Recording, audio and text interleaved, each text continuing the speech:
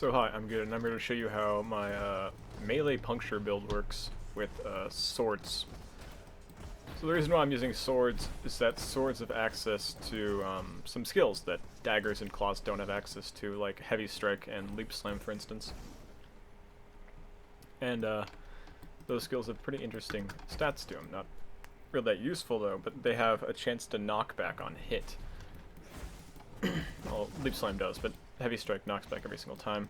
That's really useful for a puncture build, because as long as the enemy is moving, they take quite a considerable amount of increased damage over time. Like, they bleed out a little bit, but if they're moving, they bleed out quite a bit faster.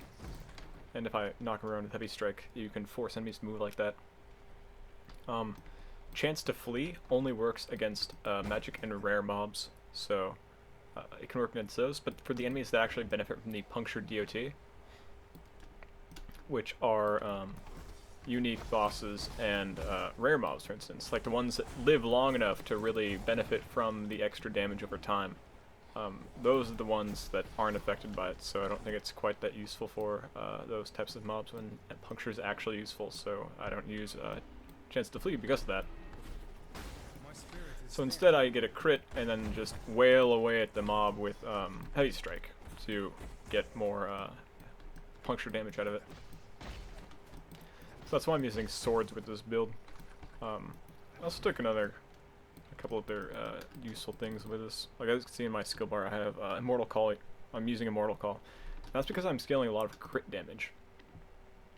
So currently my crit strike multiplier is 500, but that's not really the end game yet, because this gem doesn't even have quality yet, and there's still 2 nodes on the tree that I'll probably be taking soon for 40% more, so there's another 80% right there. And then if crit weakness is used, that's, you know, another big bonus to crit strike multiplier. Instead of aggressive with vulnerability like I am right now, there is no way to survive reflect damage with that much multiplier and hit, like, splashing up a mobs with doing that much damage.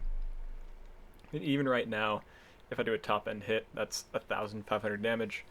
Say I hit a couple enemies like that, and yeah, that's, you know, it could top out to about 10,000 damage if crit weakness was used. And that's not accounting for something like shock, or if the enemy was also cursed like vulnerability or some other useful things that could really amplify the damage up. And then I could be cursed with vulnerability, and I might be shocked as well. And there's pretty much no way to survive that amount of physical reflect in a single hit, and even with something like Volpact, that's pretty much required to survive something like that. So, I just use Immortal Call against reflect mobs, which lets me still do damage without dying instantly. It's not quite as extreme as the Facebreaker build I did a long time ago, which basically was built around never ever having Immortal Call down. So this build doesn't need it up all the time, just for like really dangerous areas and for reflect mobs and maps. You know, it kind of slows the attack down a little bit, but you know, just collect endurance charges, for instance. But that's kind of the idea of it. So the way I planned on making this build work was for white mobs, like these trash mobs here. I just do, you know, a hit with puncture, they'll be punctured, and then just wail away at them. Like, no. I don't care about getting a crit, for instance. I don't care about that extra 500% multiplier I could have on a puncture hit. All I really care about is getting the puncture on them, so I do a little bit extra damage. And actually it's quite a bit of extra damage. Yeah. And, you know, puncture can keep enemies' energy shields down, and you know, it does pretty decent damage without crits against white mobs. But for rare mobs and unique mobs, I'm really relying on the critical hits to do all the puncture damage, because critical hits just hit for so much harder than non-crits. So, to go back to the tree here, I did take some crit off the tree for one-handers. So I grabbed Deadly Precision and Disemboweling for, you know, some crit chance there.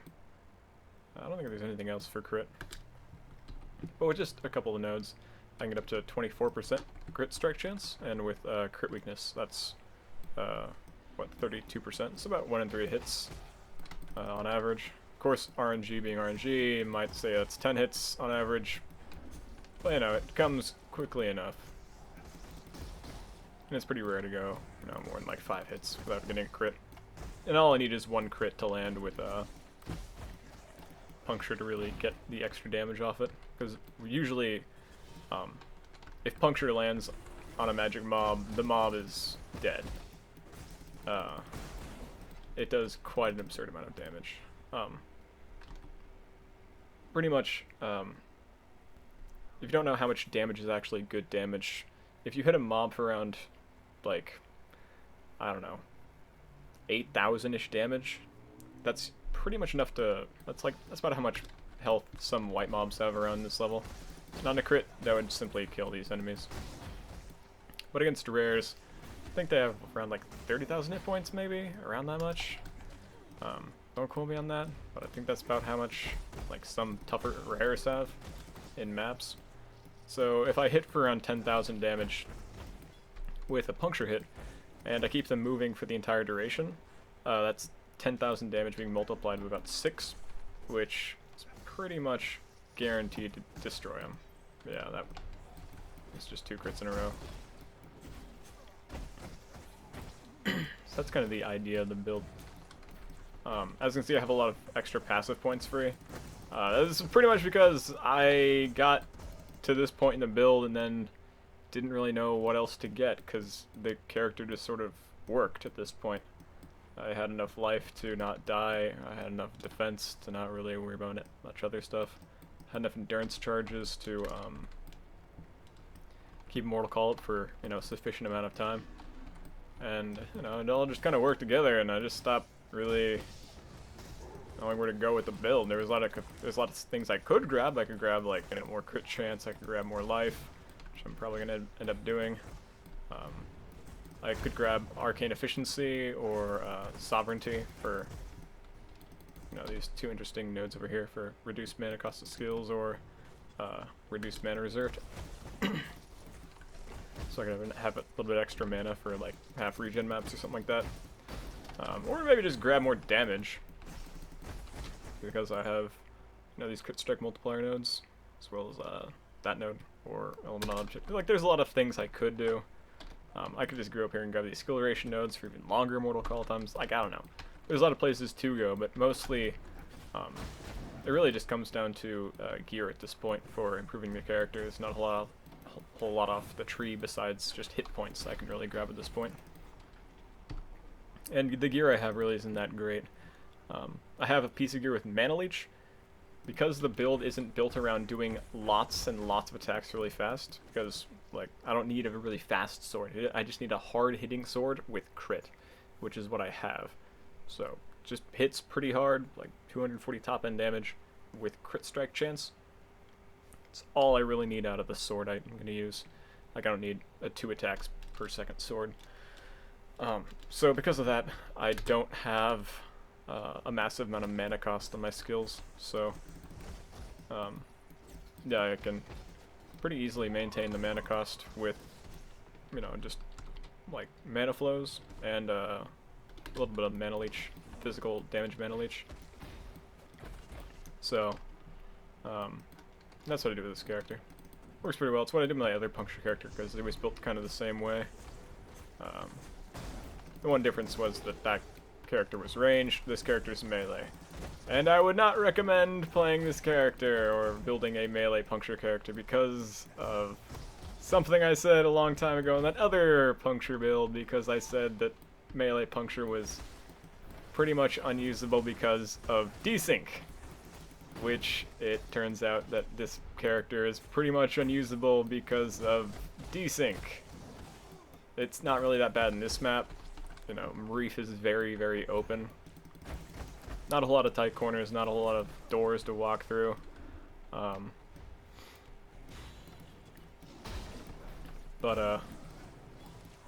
Yeah, go to like a Vol Pyramid map and all bets are off as to where every enemy actually exists. And one of the main problems with desync is knockback. If enemies get knocked back or you get stunned, desync is going to happen. I should probably pay attention to the game. Um, so, because I'm building a character built around knockback, desync is going to happen a lot. And because melee requires you to be next to enemies, and desynced enemies exist in different points relative to you according to the server, that can lead you to you teleporting around if you don't shift click, like shift click to attack. But if you use shift click to attack, you can miss about, you know, more hits than you would probably like to do. And it generally isn't that fun to play a character when every single time you swing at an enemy, you end up hitting air. Like, this character is nigh unusable without multi-strike. So, I have heavy strike linked to multi-strike. I was using faster attacks, but faster attacks is unusable because of desync. Because I can swing at a mob, but that mob might not be there. But multi-strike alleviates that because if you swing at air with multi-strike, the two other attacks automatically retarget to attack other enemies in the area. So, you know, even if you're desynced, if you just swing at air, you'll hit mobs around you that you might not even see because you're desynced. So multi-strike alleviates that pretty much. Like, it does a really good job with fixing desync problems. And if that gem didn't exist, I would say I would probably stopped using this character at around level 65 because it just was not really working. So, yeah, not desync. It's not really fun.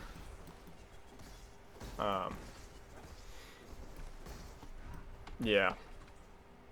Anyways, let's see what I can do with the boss here. So, land a crit. That, I think it was a crit. Asphyxia actually has a lot of hit points. I was gonna see the Puncture is doing a pretty good job at doing some damage. Ow.